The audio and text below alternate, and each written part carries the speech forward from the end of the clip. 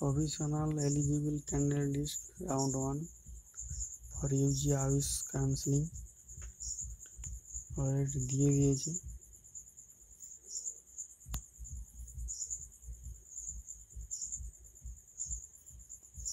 এই নোটিশে গিয়ে নিজেদের নামগুলো দেখে নিও। তারপর এখানে সিট ম্যাট্রিক্স রাউন্ড 1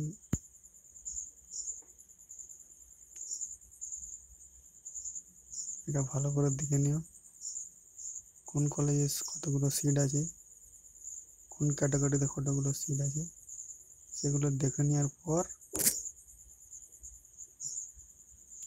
তারপরে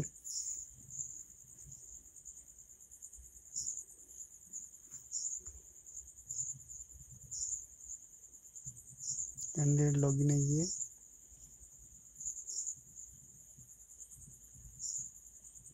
ভালো করে চয়েস ফিলিংটা করে দিও। ওকে।